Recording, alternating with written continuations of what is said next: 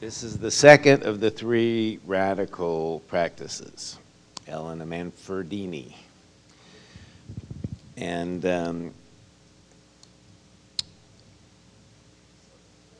oh, you want me? No.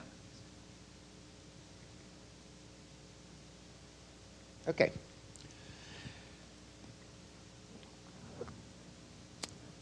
Radical in the sense that many people, she's a darling of curators in design and architecture that want work that will attract a more popular audience because it looks art-like.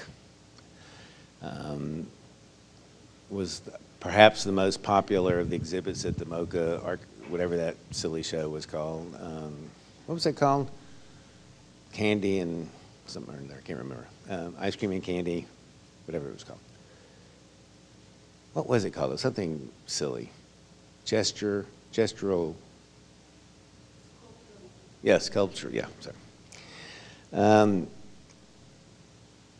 And, you know, so is having a moment at the moment. And what my purpose here today is not only to trace her history. I mean, I think it's kind of silly to trace her history at the school. I mean, she's risen since her coming here from Greg's office to take over the graduate thesis and has been a central figure in influencing both the pedagogy of the graduate program, but her own design studios have a very large impact in the school, and her dialogue we've talked about already with other practices and with Andrew Zago and others are well documented in the school, and I think the influence on others on her work. And so that's so much in the record now, because we've talked about other people, that I wanted to focus on another aspect of her work, which is the extent to which it is strictly and almost obsessively architectural, that she works like an architect, or she works as an architect, that everything she does is as an architect. And moreover, that the work that she produces is produced to be architectural. In other words, its ambition is an architectural ambition. It's not pictorial in a general sense. It's not art done like an architect. Its only way to be correctly understood or best appreciated is to be appreciated in the tradition of architecture and as approaching an architectural problems, and it's worked with the same kind of rigor as architect. If you try to address it as graphics, or if you try to address it as paintings, it falls short, I think. If you try to address it as architecture, it not only rises to the occasion of contemporary architecture, it also rises to the occasion of architecture with a political project. And so I really want to spend our time discussing that issue.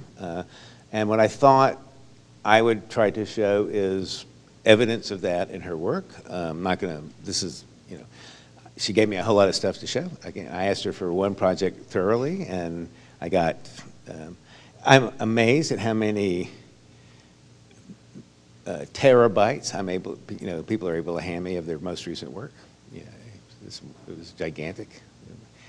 Came on, she couldn't even send it over to web. They had to build a special line between. So this is a project. This is built by HFS. Do you know HF? This is HKF. This is, who are now building this science fiction bubble for the new NFL team for LA. It was on the paper this morning. So it's a building that's being built there in the middle of San Fernando Valley, and she won a subcommission. I guess is it a 1% for the arts kind of thing? 1% for the arts that they snuck in, cheated the government, federal government, and turned over to architecture. And if they find out that it does not perform at all as art, but it actually does perform as architecture, unlike the building, which I think is kind of interesting. So it's 99% for building, 1% for architecture.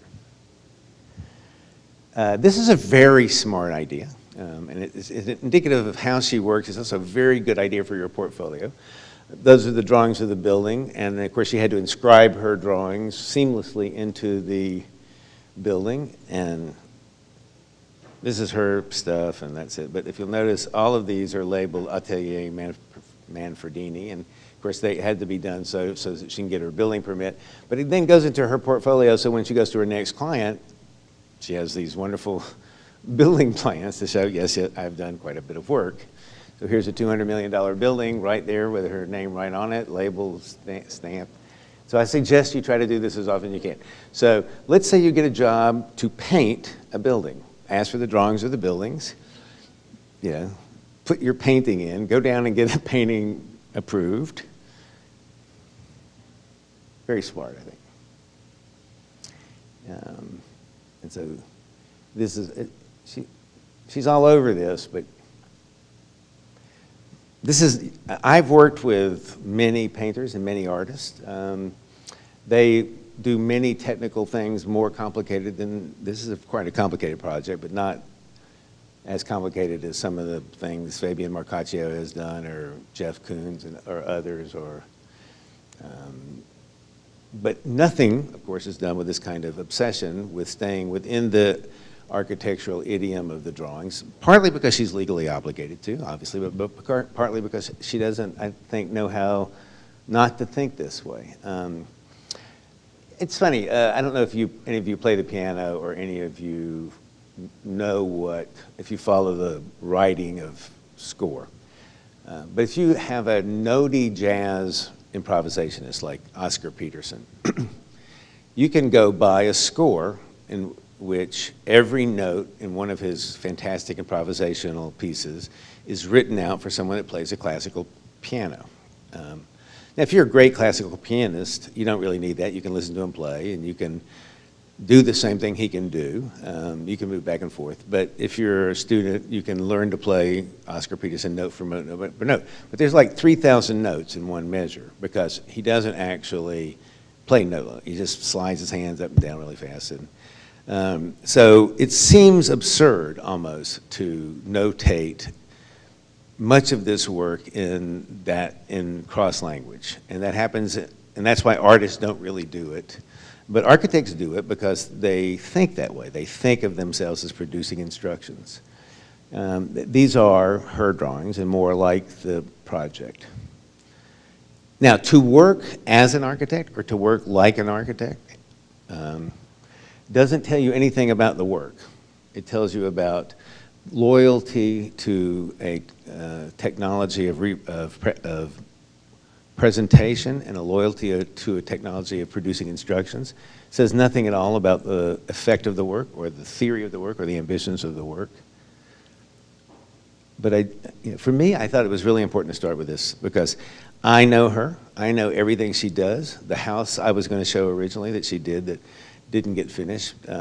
Every one of the drawing projects, the project at MoCA, all are done with the same kind of professional drive, ethos, and commitment, and loyalty to this disciplinary legacy.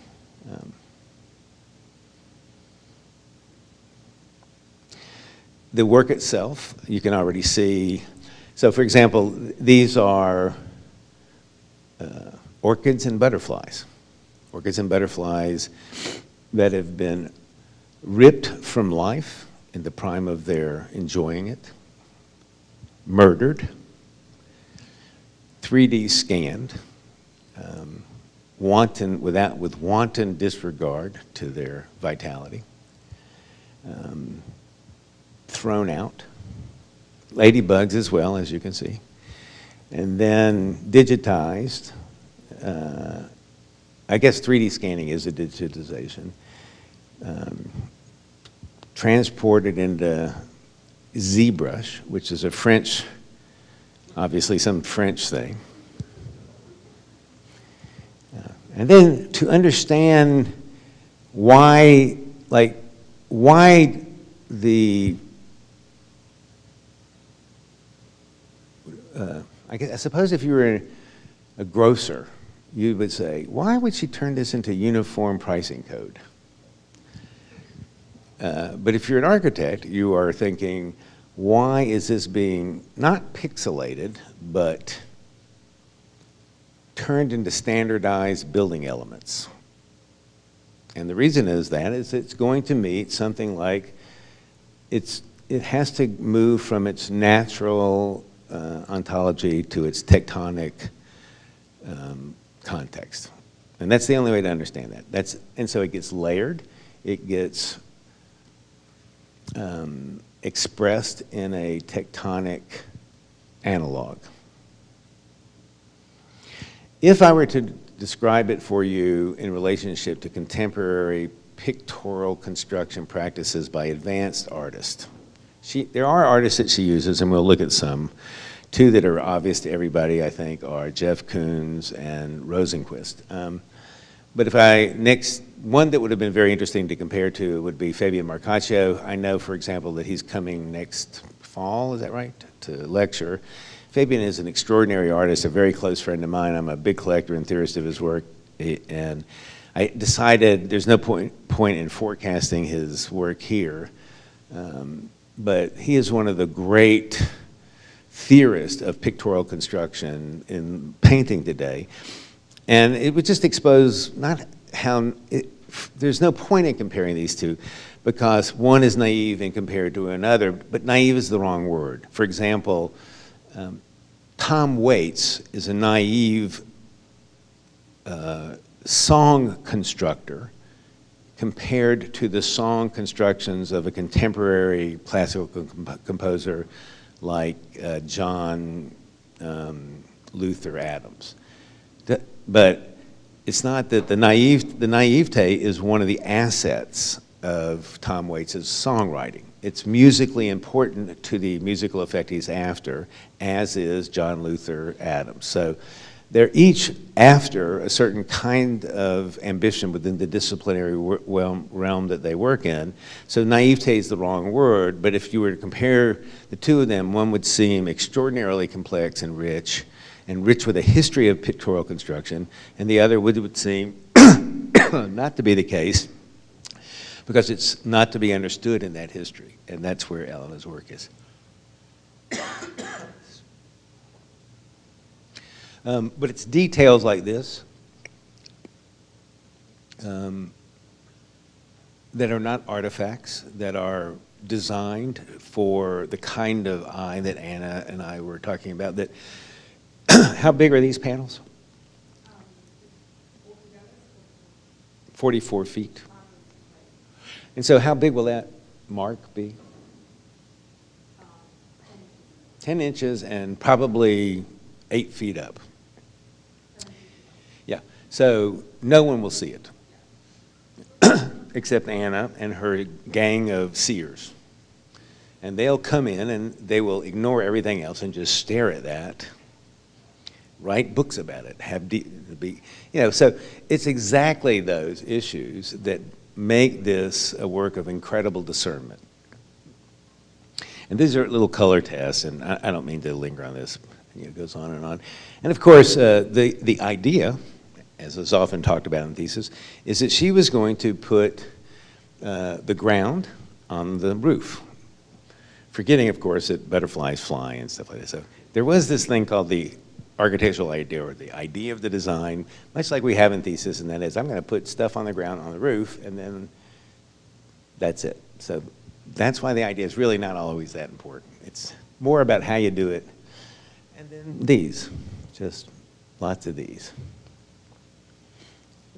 Paving, just more and more technique.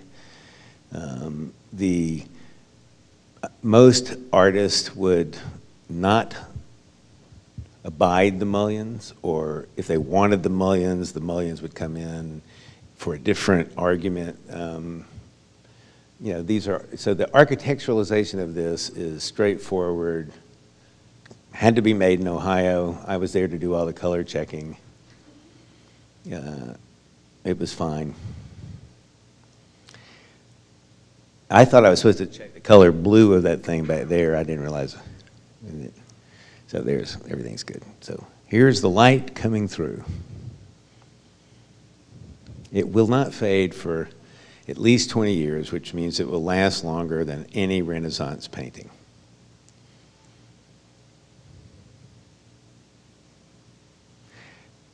she will now be doing the interiors of all the office spaces. This is if there's the duration of this work, if it's going to be political, it has its chance to be political.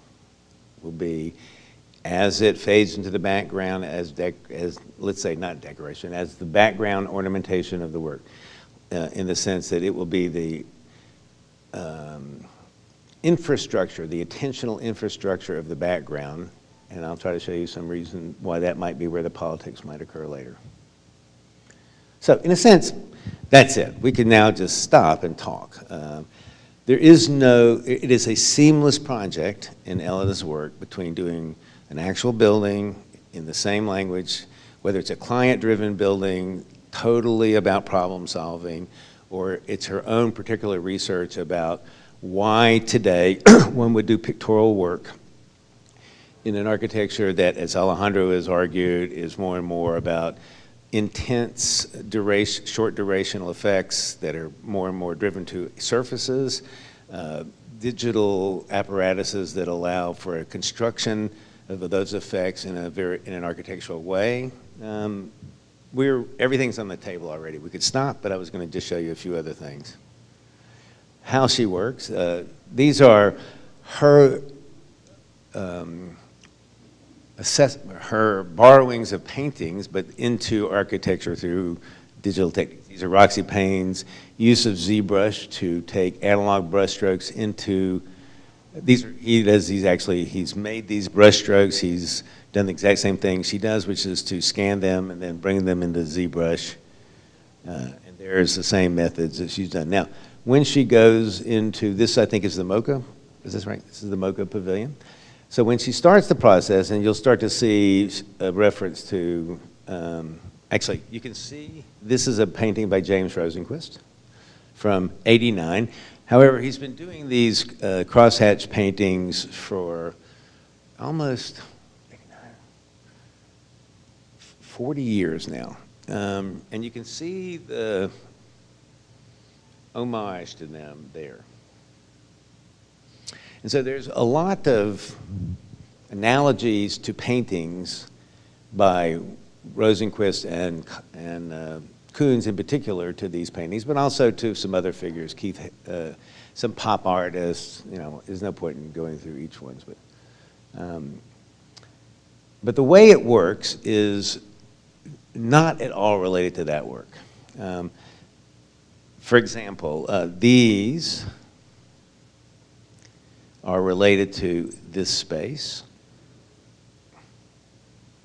Sorry, I'm using this as a pointer. And also to the shadows cast by the form and the projection of the form on down. And then, so everything in there has exactly the same kind of architectural relationship that you would expect out of a classical consinity from a pavilion.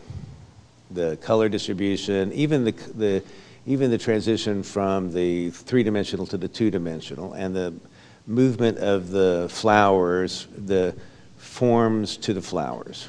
Whereas in the Rosenquist is simply interested in the Gestalt processes of interrupting two wholes. And he's worked on this process over and over and over and over again. Those are really two very simple whole things to see. Those are two women's faces and some flowers interrupted by crosshatches that use the same elements from the same pictures that dissect each other. And so what I've done is just rotated them so you can see. So no other change in the picture, but if I just rotate the picture this way, I think I'm not sure, but it should be, can you more easily see the woman's face with a simple rotation? Like, just by rotating the picture, it's easy to see there's two women's faces. And so that's all he's interested in doing, is flattening out, producing a kind of collage, but just by using Gestalt interruptions of the way your eye apprehends the picture. So totally different than what Ellen's, not particularly more sophisticated at this point, it's a pretty well-known thing, plus one of his own paintings of his own backyard. So this idea of a projection that's not a projection, that uses the geometry of its own projection and the color field of its own projection, that uses the two-dimensionality, is starting to display what will end up being the subjectivity, a new subjectivity that it's being constructed by the paintings, and that is who is seeing this piece, how are they seeing this piece in an architectural sense of seeing this piece. And the answer will turn out to be, I think, really surprising, because it will be either one person seeing this piece from several perspectives, or several people seeing this piece as one person, or to put it in different terms, it will be one person with multiple personality orders, or several people with single personality orders, or one person with multiple personality disorders, now all of which as a normative social condition, able to be architecturalized in a social frame.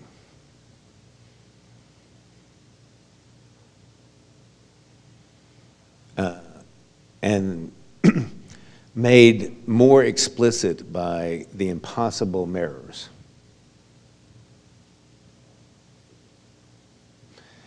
And in the one sense, it shares an argument with Jeff Koons. Jeff Koons is never mirroring back with mirrors. When he got caught using mirrors, he stopped using mirrors.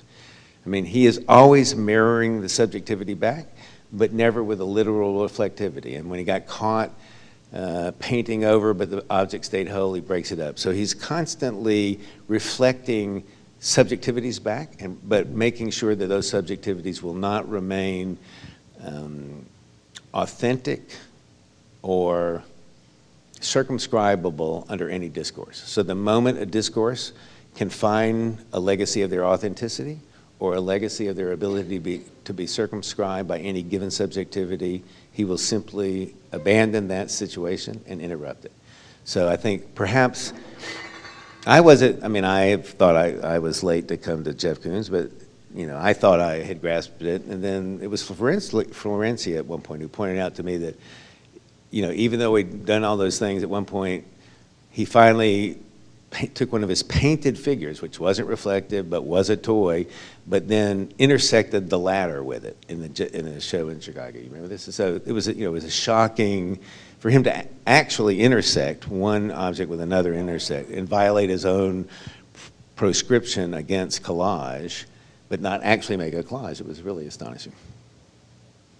Just a quick other project, a project that everybody has to do, as we know from Peter and Devin, and that is you have to do something with Mies van der Rohe.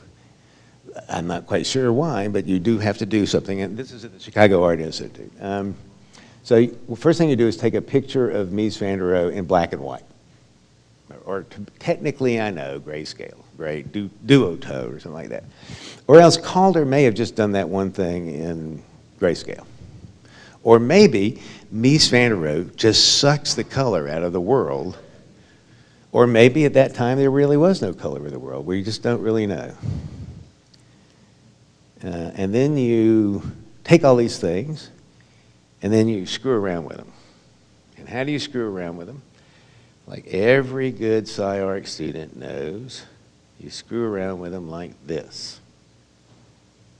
This is the technical form of architectural screwing arounding, right? And you have to have a soundtrack.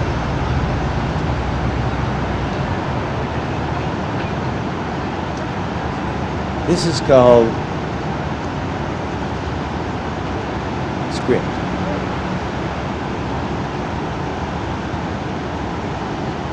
Script used to be how you would get illegal drugs.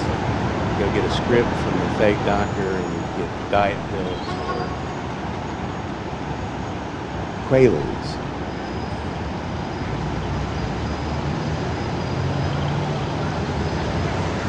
Now, I know something you don't know.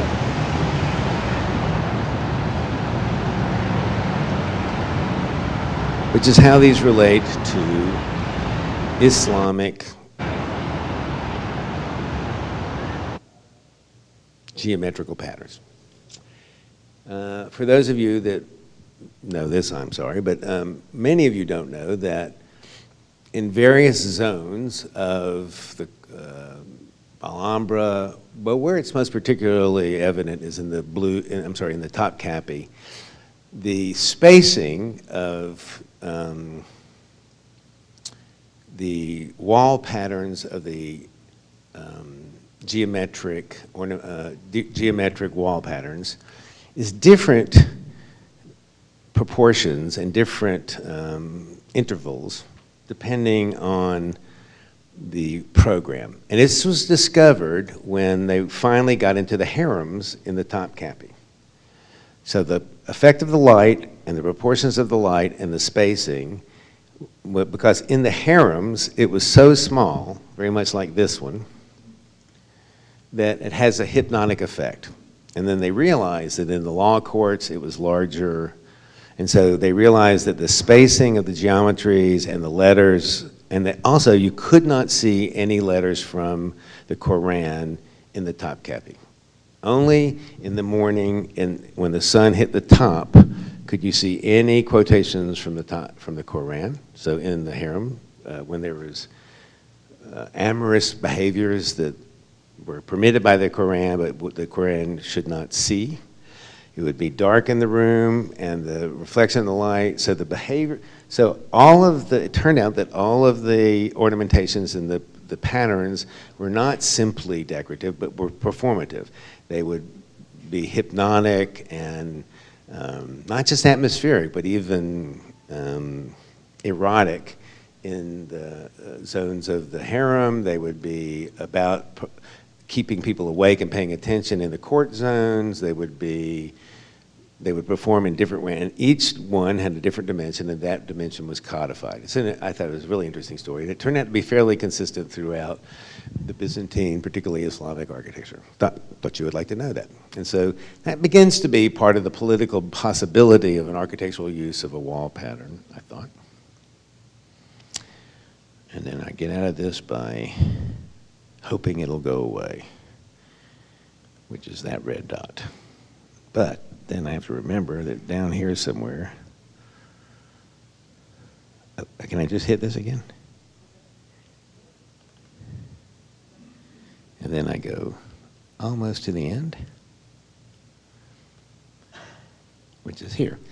Which brings me to some to some new stuff. So that was the rise of Elena. We're about to see the decline of Elena. So sad that her career was that short. At which point, having really started something I thought spectacular and spectacularly important and showed fantastic promise, she decides to, how do I get to full screen? One of these? Green? Lower left. Okay. She decides to explore the commercial likelihood of a purely graphic program with no content whatsoever. And here you have it.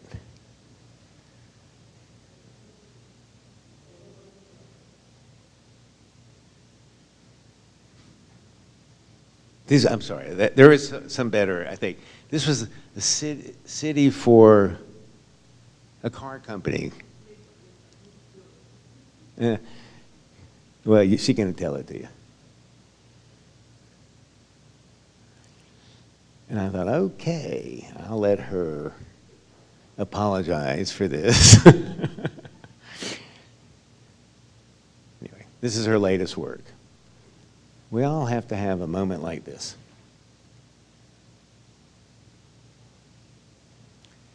I've been in Andy's studio and didn't like stuff too, right? And when I was there, I didn't like something, I ate it one time. So, interiors with political consequences. In Seattle, basically, Petra fills up the interior with all sorts of color and graphics just to make sure that when you walk in Seattle, you know you're damn well not in Seattle anymore. It's the fastest ticket out of Seattle. Go to the library. And so, there's a garden, a kind of fake garden, and then when you get inside, there's actually proof we're not in Seattle anymore. And so it's just, Rem likes to do this. He uses art. So this is Cindy Sherman, which is the place where you begin to understand a little bit of what Ellen is talking about. Cindy Sherman is not putting on costumes. Cindy Sherman is reflecting the fact that we don't know who we are anymore, that we are constantly in a mobile subjectivity. At any moment in our time, we look at we are Zeligs. We are, look in the mirror, I just saw something today, we are that. And so every time you see a Cindy Sherman painting, you're looking at yourself in that costume. So the mobility of the subjectivity is her theme. So when he designs an opera house for Miami, he inscribes where instead of a Chagall, he puts a Cindy Sherman painting up. So all the people that are in the audience are seeing themselves in the costumes of the mobility of their personality, which is exactly what they are as they sit there and watch in their own costumes, as they sit there and watch the opera. Occupying the cheapest land of Miami, across the street from people that can't watch the opera, watching them watch the opera in a big glass display case, which was later on became the part of the Seattle Library. Now, this painting, as I think you know very well, was a gigantic political controversy. Andy Warhol paints it 6 months after Nixon gets back from China. He gets subpoenaed by the House Un-American Activities Committee. He's almost arrested. The only thing that saves him is Jane Fonda going to North Vietnam. And so they turn their attention to him. Peter Lewis buys this painting and a set of prints for Progressive Insurance Company. 10,000 employees walk out that day and quit. He sends them all a note saying, you don't have to quit, but I accept your resignation. He would have been out of business. They all come back eventually. These are the prints. These are the prints in the offices 15 years later. And now you're actually seeing the real work, I think, that they're doing, because to me, I hate to say this, but the changes in colors in those paintings and the matching of those colors in those paintings with the informal shirts and colors at that table is an uncanny statement to me of what those paintings really did do, because it's actually the color work in Andy Warhol and the banality of the repetition of political power that is that, you know, so the way paintings work politically is not to take Andy Warhol and take Mao or any other person and draw a portrait of him, but simply to banalize it into a kind of aesthetic moment in a room, and then, I don't know, democratize it. It's a really important picture to me. When Peter Lewis died 2 years ago and the family decided to sell these paintings, there was another riot. You know, it's another one of those great stories.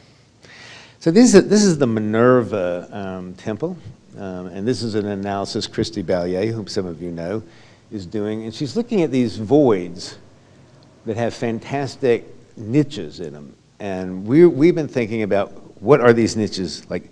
These niches are for, in principle, many people to go. But when you're in these niches, we now, when we go in these niches, put ourselves in the minds of other people in those niches.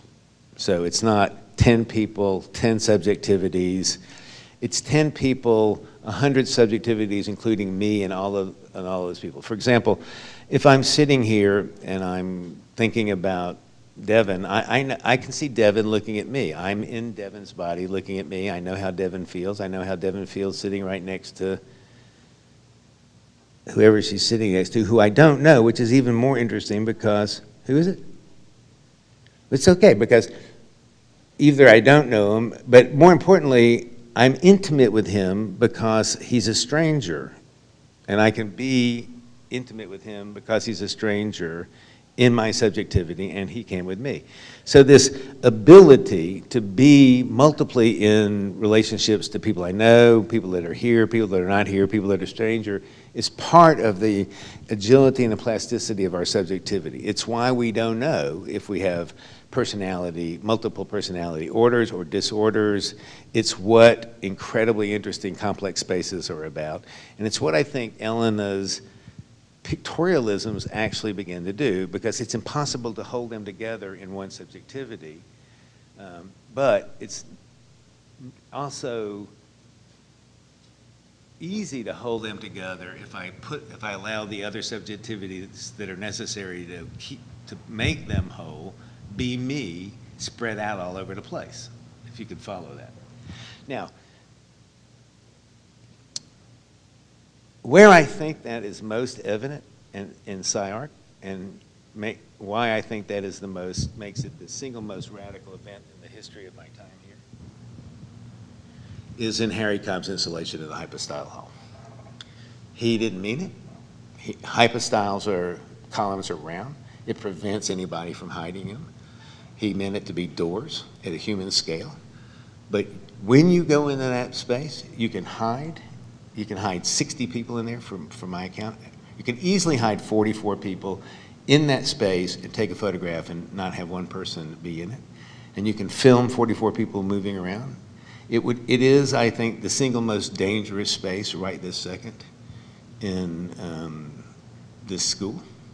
Like if you really could rob somebody, go in there and probably elude the police for a long time. It makes it the most anonymous digital space. It's the space where you could divide your subjectivities with incredible multiplicity. It's the space, in some sense, that is the architectural analog to, I think, some of the work that Ellen is doing. I'm sure many of you don't agree with me. It's a total accident. I'm sure I know Harry's not thinking about this, although when we talk about it, he said, oh, yeah, I was thinking about just that. So with those arguments in mind, I'd like to invite Elena to the stand and open it to a conversation. Thank you. You recognize anything about your work? I think one thing I might have to ask you, which I have a problem with in my work. I started doing this as a still nature because I couldn't find a subject that was not political to begin with, and I used the most apolitical thing you could do, which is something without content, or without a content that could put everybody on the same side. Good. It's been. Can you hear? I'm wondering if the mic is close enough to her. Can you hear her or not? Okay. Louder? Yeah. Okay. I guess I was saying that when I started doing this pictorial work, part of the attraction was the attraction to the tools and the possibility as a tools. And one of the major question marks for me was the subject that I would use for the painterly. And nature became more of a benchmark for me to start using tools that I was interested in. And it was a subject that was not political, was not putting people either on one side or the other side. It was clearly something neutral enough to be experimenting without drifting away on the content. And I think now it's the big issue for me is how to move from something like that to something that is more abstract and still having the same power that has. I've done by now 2 or 3 projects still in the office. Nature will become such a big subject that I think it's also picture needs to move. I don't ever think, because of how long pictures are around, that subject matter matters. Mm-hmm. It's always true that if you learn the subject matter, whether of a painting or a mural or, as I said, I found that discussion of the dimensionality of the ornamentation, which I've only recently learned, in Islamic geometry is really interesting. It's particularly interesting, for example, it's also even true in the Taj Mahal, which is temple for a dead woman. But if you don't know it, there's a lot of work that gets done by the work anyway. In fact, I think the best work often gets done that way. So you will always have to have a subject because it's impossible to work without one. And so it's impossible for me to say, don't worry about the subject. It's also ridiculous to think that any subject is going to be sufficiently benign. For example, probably your biggest concern should be not to be the architect who replaces trees on buildings with pictures of nature so that we can have green architecture and not have to keep the plants alive. I mean, that would be... on the other hand, you maybe should sell it. Tired of your trees dying? Let me make you a nature thing. So I don't know how to answer the question.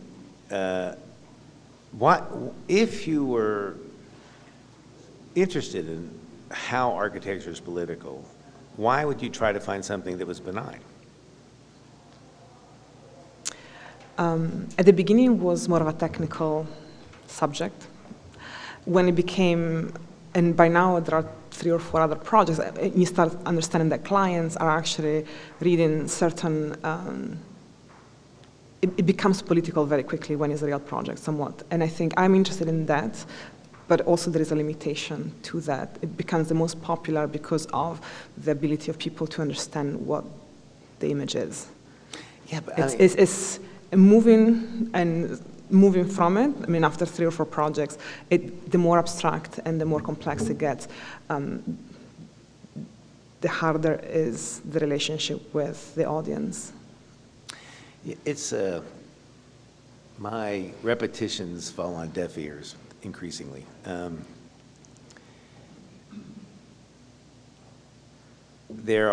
Each discipline has, I believe, a sense of the politics that's proper to it and a sense of politics that's representational of other disciplines. So every discipline is political if it involves money and power in a way that represents the way money and power are naturally political to political life. So every time an architectural project that costs $200 million gets built, it finds out really quickly what politics of that kind are about. But that's a representational relationship that's short-lived and really has little to do with how it's actually, in its own terms, more political. And that's all Frank talks about, and it's real, it's important, and you have to understand that. But in the end, it doesn't really inflect the decisions that you're going to make that are going to, over a long period of time, affect the way people's lives are, if you want that to be the case. And yet, I mean, you seem really to be concerned about the question in a deeper, more disciplinary way. Should our students be concerned with their effect on people's lives, not so much directly instrumentally? Is it existential? Is it psychological? Is it nonsense? I found doing all these public projects that there are 2 kinds of politics. One is, the head of the District 3 working 12 years to fundraise $2 million for this building. So that is, and clearly I was not involved in them, but I've been involved for 3 years by now, and the amount of politicians involved is actually quite heavy. But also they need, when they open up the ground, it was the mayor, and there was not the architect, by the way. The architect was in the audience, and I was next to him. So somehow the art becomes next to the fundraising, what they use to promote an agenda. So it becomes quite clear that that's kind of a politics, and also the kind of things you do, and how you can explain them, and how they have an impact on the life of a building like this one that is for healthcare, people that come out of jail. I mean, there's actually 7 departments of LA County. It's something you're accountable of very directly, because you are the spokesman of.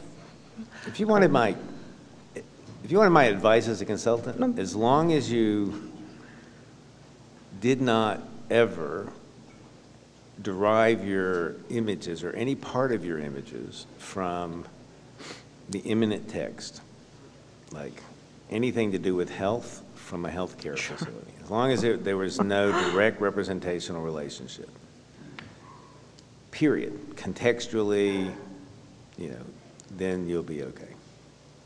I think there is more and more a desire of this kind of special moments in architecture to be useful to the users and to be useful to the politics behind the fundraising. That cannot be avoided somewhat, at least in my practice. It's starting to become what they ask from you is that ability to visualize but, you know, for example, infrastructural problems. You know, you don't work critically. Like Liz and Rick go out of their way to pose the natural and the technological against each other at the Slow House, at the Brasserie. So you see the mediated and you see the actual, or you see what's the view of the ocean and you see the TV of the ocean, on and on and on for 15 years. You show nature, and then you show its gradual evolution into tectonic members or digital something. Does it really matter? It doesn't really matter also that whatever the audience sees gets it. I mean, it could be uniform pricing codes, but what they know is that there's some kind of gradual evolution of the picture, and that gradual evolution is motivated for some reason, but it's not intended to be critical. It's not really particularly intended to be got. It's certainly not intended to set up an opposition. So that's also generally an avoidance of one of the more obvious critical political techniques that you would see if you're going to put a picture up. You know, no good guys, no bad guys, no oppositions, no dialectics, just a play of pictorialism, maybe in support of. I mean, for example, are the elements that are tectonic in the, Michael, remember what I was telling you? Look over there. Better watch out.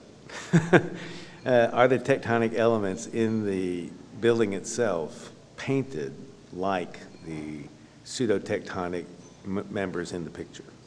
I mean, how much are the ground, is the physicality of the ground pictorial?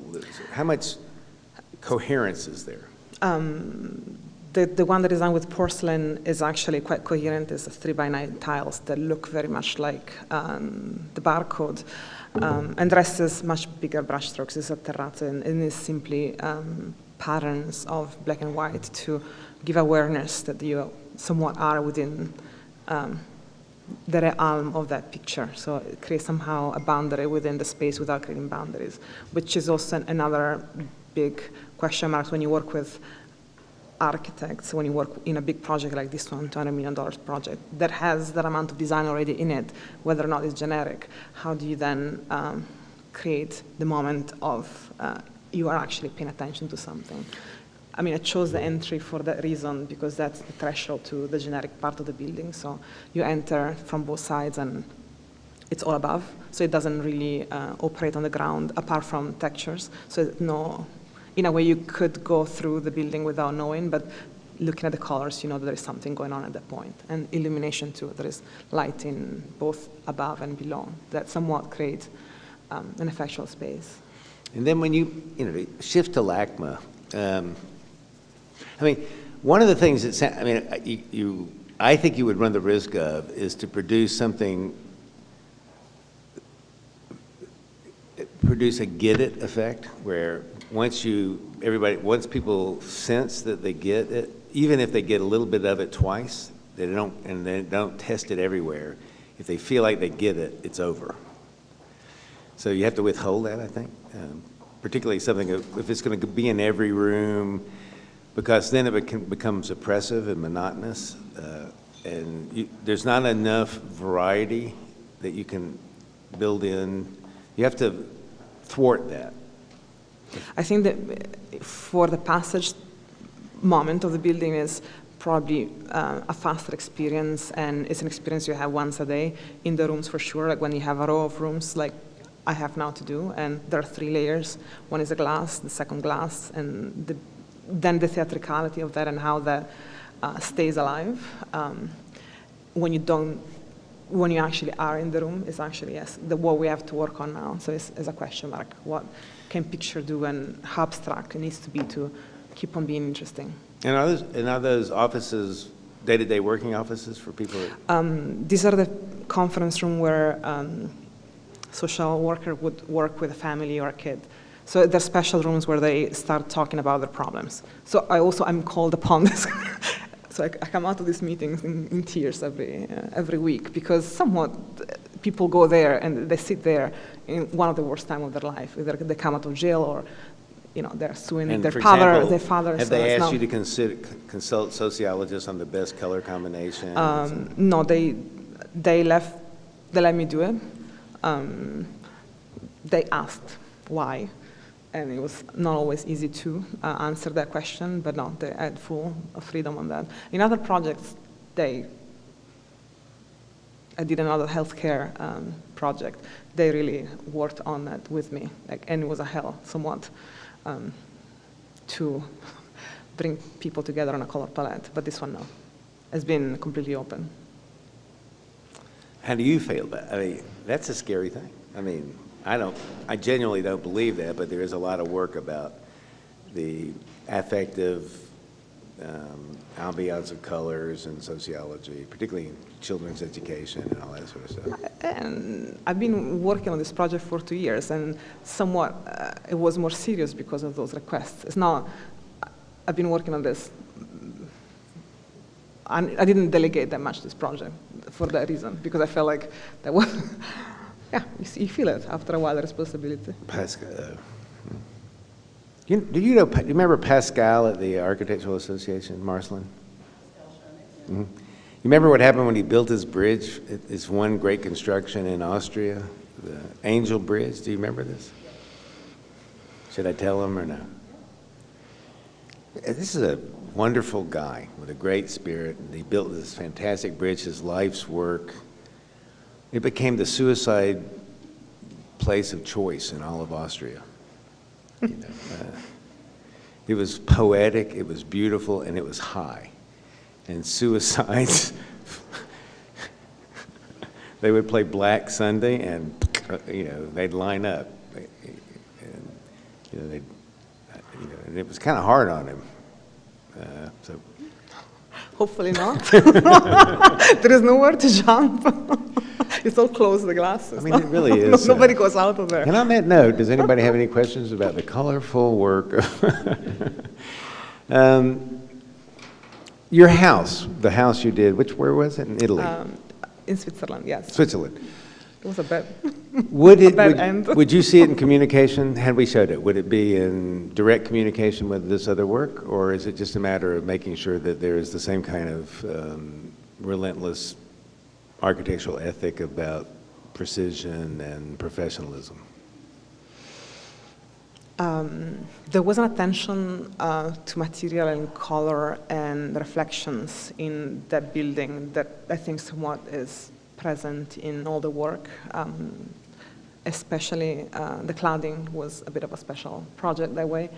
I work with Itacementi. They do these liquid stones that are incredibly white, first of all, and they wash themselves, which seems banal, but at the end of the day, with a black glazing and super reflected mirror and the white, a good part of the project was taking the Minerva standard as an excuse to make actually a reflective building for a house, which is a very hard thing to do. I mean, usually nobody wants to have a tinted black glass in a house, but because of the location of the house and the amount of energy consumption, they were actually open to that. And the house was in the middle of nature, and I want to create something absolutely synthetic that would reflect nature. And so both the concrete was lucid, almost like ceramic, and the material of the glass was coated like 100%. So it became black. So a lot of those material qualities probably have been in the work for a long time, in the material qualities of, I'm not sure geometrically it was a very different problem. It's much more three-dimensional. much more volumetric, clearly.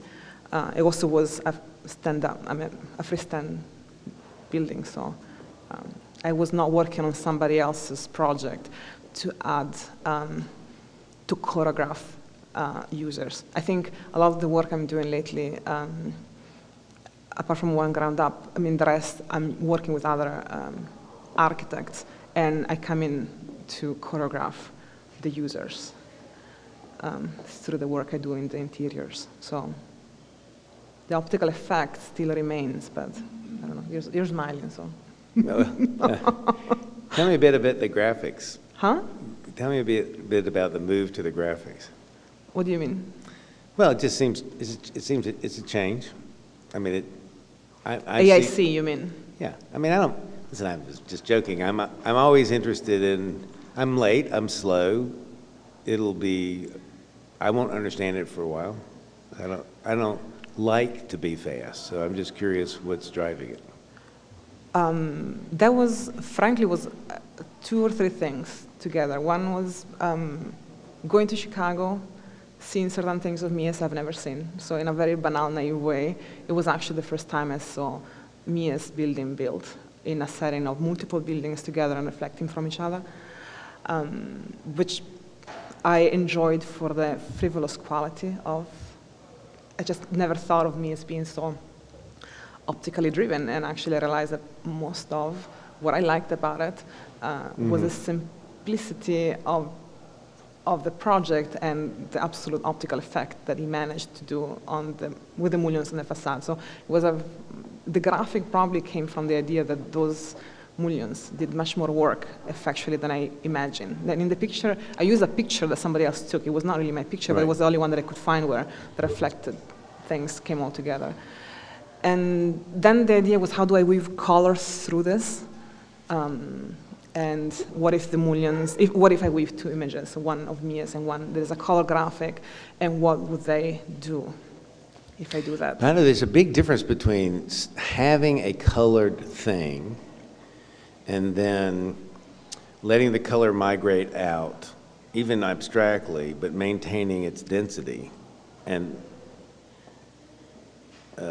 on the other hand, painting an element. That, I don't know. Tell me again.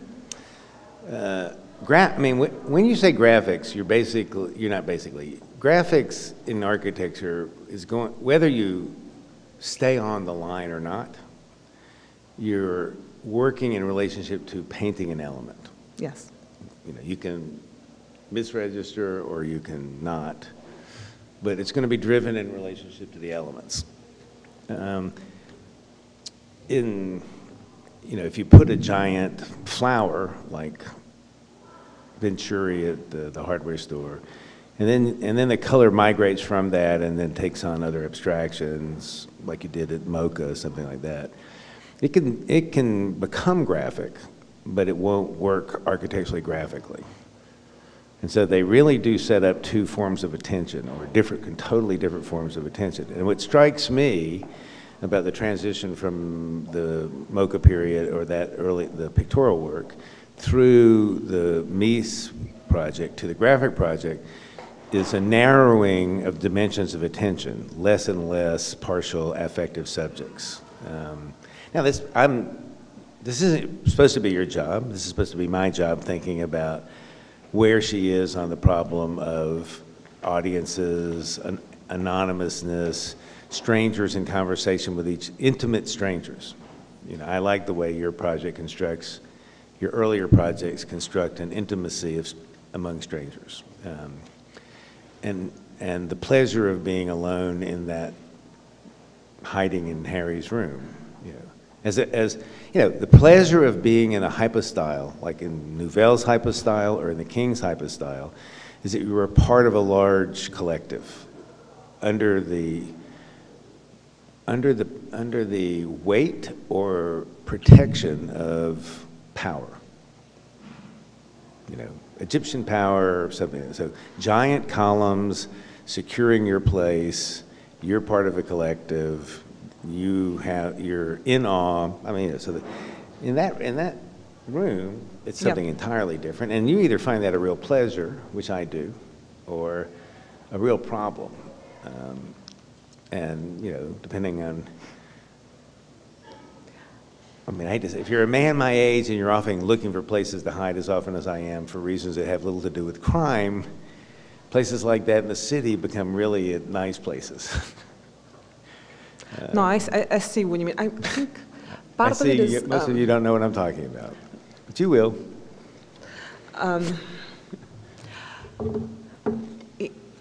I agree that a lot of the projects, especially when they are interior projects, they create a moment of hiding, either a psychological reflection on yourself or the people around you, and is an experience. And that pause is something I'm looking for, and probably it's a big question mark, does a single building do that in a shape that is fairly flat? Is there a singular, is there the embracing of the space around you? And probably the answer is not in the project, not in the AIC. I think that was more technically a desire to construct an image at a much larger scale and understanding each line as being a component of a building. And I'm working on a much bigger cladding projects that takes that techniques. And what you're saying is actually something to be thought about, because I don't think there's going to be an incredible visual experience. I'm not sure there's going to be an intimate visual experience. Yes. Okay. Questions? Thoughts? Comments? Okay, you know what I'll do to you. Who's feeling it? Who's feeling the mic coming?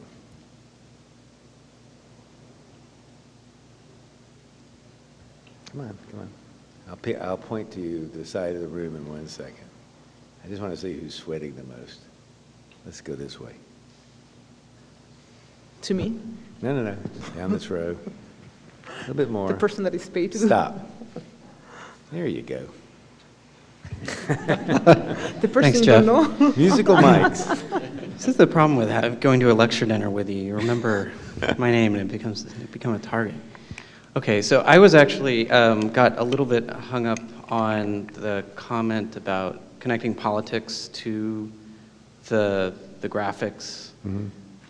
But maybe it's a tired argument, but I kind of go back to the murals that were done in sort of trophies of capitalism from the 1930s in New York. Oh, yeah.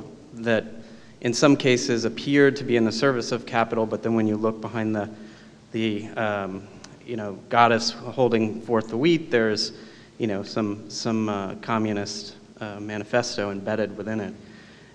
So I'm sort of curious, when you talk about the political in these spaces, how do you see that version of politics playing out in the contemporary? I mean, Can you phrase for me? Because yes, you're probably making the environment that these people are existing in better than if it was just formica and fabric. But where's the political side of it? I'm not sure. I think there are many answers of politics. No way you're gonna decide I'm gonna pass this to you, man. I don't know what this is. This is your topic. I mean, I have no problem with the question, but this is a topic you want to own. So do it.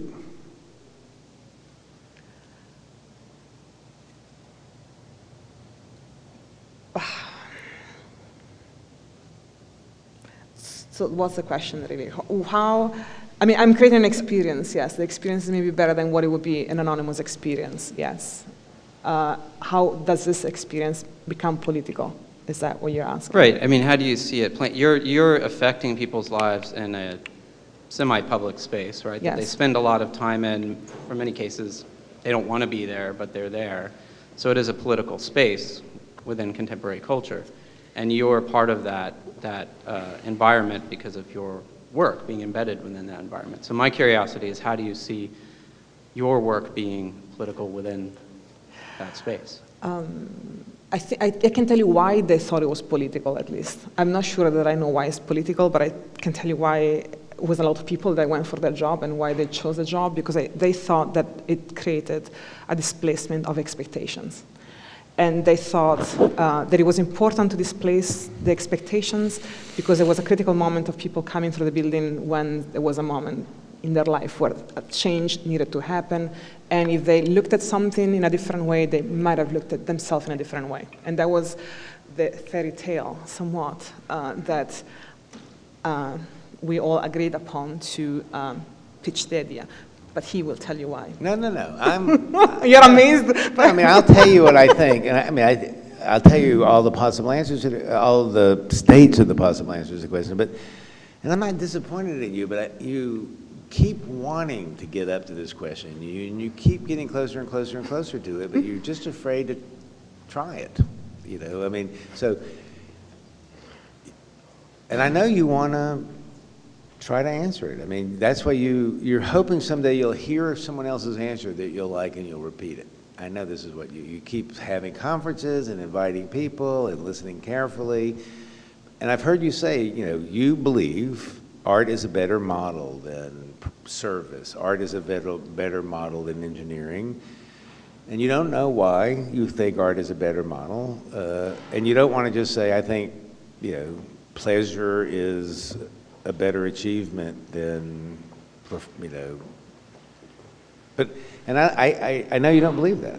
So, but at some point you're just going to have to try it out. You know, I mean, you can say silly things like mystery and, well, you know, they're silly in the sense it's hard to go get a PO, post-occupancy evaluation mystery meter and say, well, for the last year we've had an increase of mystery 11% and our happiness has gone up 1% and our profit has gone down 6%. I mean, you know, but you know, at a certain point in time, you just have to take the risk. And you know, for example, in retrospect, because of its relationship to its persistent relationship to everyday life and symbolic life, architecture is incontestably political and in some ways demonstrably political in its most important terms, symbolic and quotidian.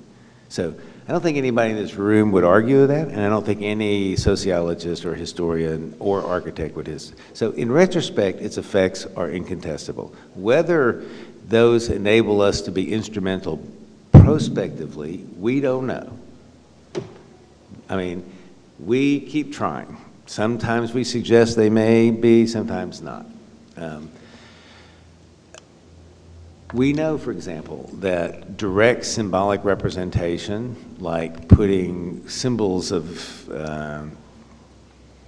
communism or democracy into murals, aren't legible long enough or persistently legible, not for either long enough, but with sufficiently profound representational content, like Mao Zedong, that they really end up mattering anyway, whether Diego Rivera's symbolism in the Rockefeller murals was well known, would have lasted or not. It wouldn't have mattered if Rockefeller had allowed them to be there or not, because they're all over they're all over the place and people don't know what they are. So if I point to that and said, you know what that means? That means we should grow marijuana. Or do you know what voulez-vous coucher avec moi means? You know, and all of a sudden, it turns out that the censors didn't realize it was the way prostitutes say, you know, do you want to sleep with me, which is what it means. But that's the way prostitutes solicited prostitute behavior in French, and the English rock and roll music censors didn't catch it. And it turns out prostitution didn't go up because that song hit the airwaves. So you're right. So naive symbolic representations of politics, particularly in media that aren't read in that way, don't really have much of an effect, period. That's why Harry Cobb the other night, when he said, when we put domes over the prosecution, the defense, and the jury, and the judge at the same time, is to show equal participation in the process of all the participants. It was serious at the moment. He was serious about it. We know the trope. And it wasn't until the next morning I woke up and said, you know, that night I thought, wow, that is a great architect with using timeless techniques to do really great things. And the next morning I thought, come on, Harry. You know, that just doesn't work. Because the prisoner doesn't look up there and say, oh, man, I'm included. You know, he was saying, you know, Dome, can you get me out of this? I mean, it's not, it's just, you know, those things don't work anymore, or they'd never worked in the first place, or his deep pride in that leaf, you know. And so as much as I enjoyed it that night and was deeply moved by it and awed by it that night, and Eric and I talked about it, you know, the next morning, when you have to unpack that a little bit, his faith in the timelessness of those techniques and those values is threadbare, and that's why we are here. You know, and to be honest with him about it, to be honest with ourselves about it, not to challenge him on it, but to raise the very kinds of questions that are asked, but also not to give up on the idea that we might have an effect, because two things are certain. We know the history of those effects in profound terms and in small terms. And we keep getting better and better at parsing. When is it really architecture or when is it not architecture, like privacy and privateness, like we talked about this morning. When is a space private versus when can architecture construct privacy? So we know we have a much finer grained tool. I don't think it's true that the discipline of architecture I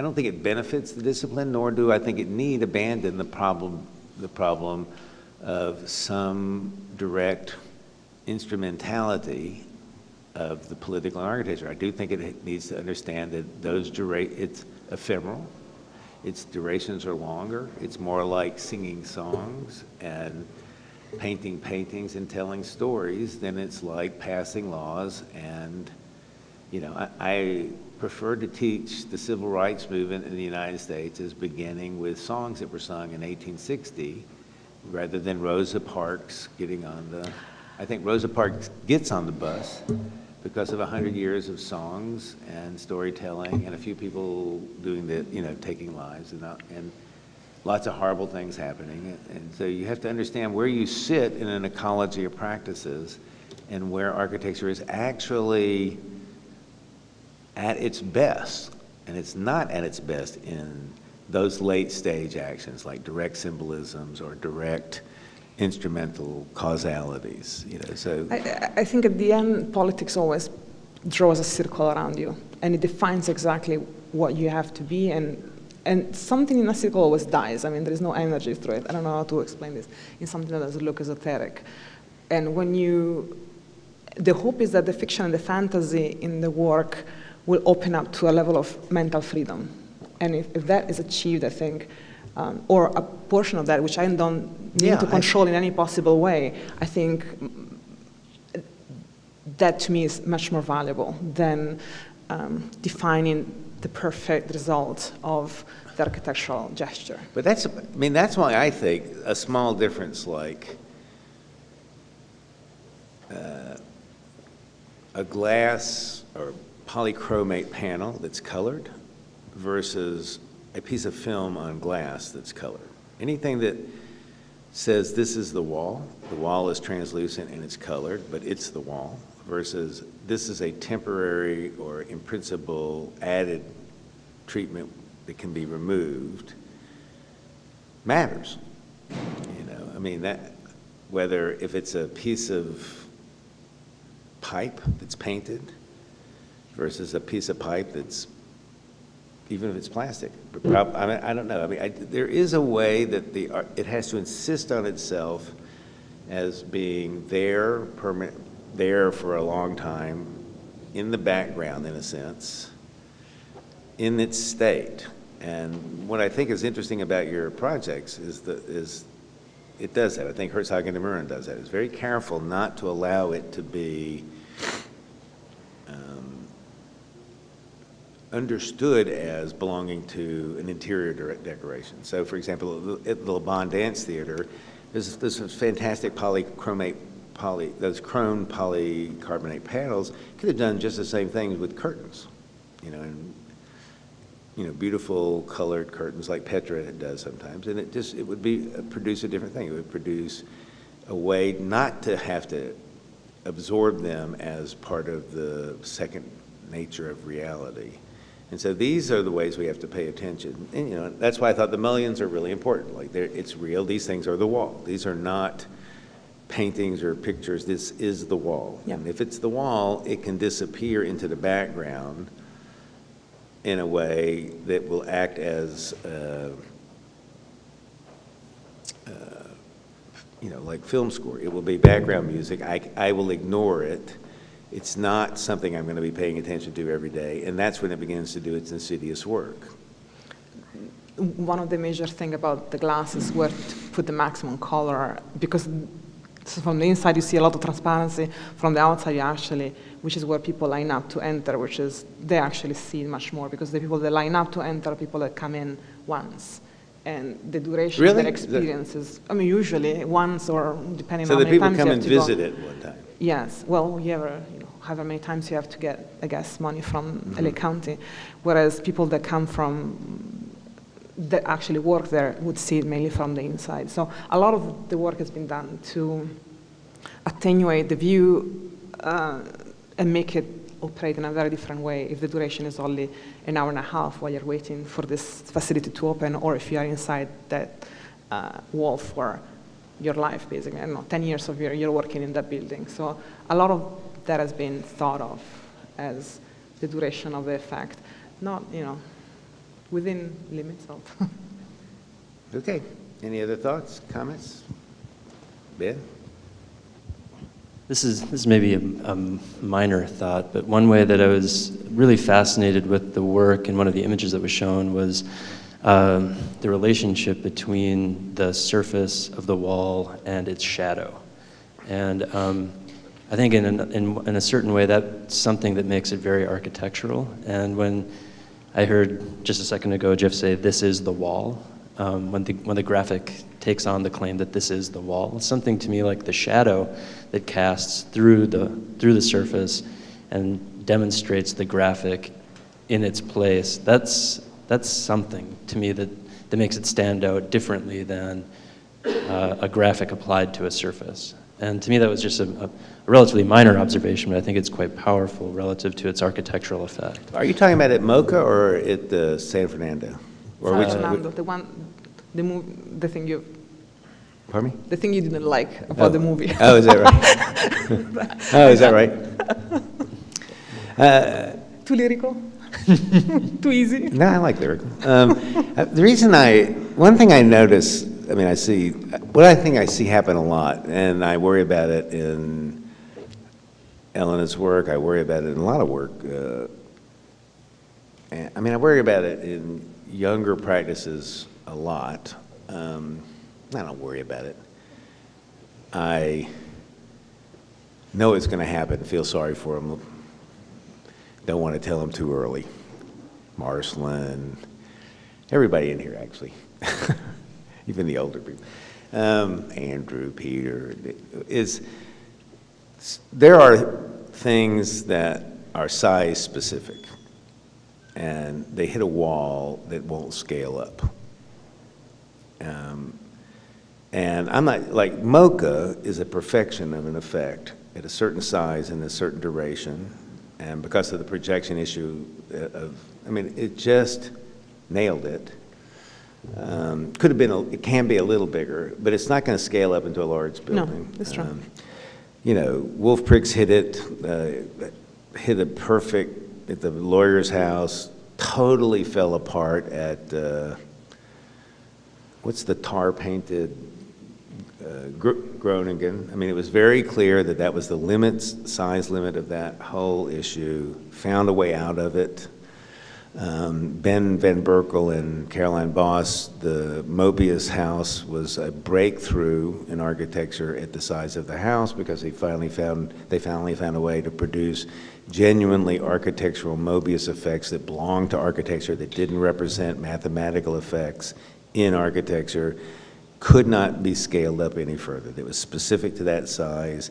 They worked on it for years and years and years. They built 4 buildings based on it. That was it. So there are issues that are size specific and just are intractable to further scaling up, and everybody hits them. And, you know, I think you're wondering about that. You know, it's clear, for example, there's no doubt that Liz and Rick's entire career, which was based on installation technology, surveillance technology, with no formal language whatsoever, they had no way to design buildings when their first 2 projects came in, which were the housing in Japan and the ICA building. They had some language from the brasserie and some language from the slow house, which got them through those 2 projects, which were basically still borrowed from other practices. And it took them almost 10 years to get out of that, to where they were not just derivative. These are 2 of the most important and original thinkers in architecture, having to go through a really terrible period of having their work considered derivative, I think. So these are it's hard, it's a difficult problem because you don't know it early on. I actually think you guys went through it.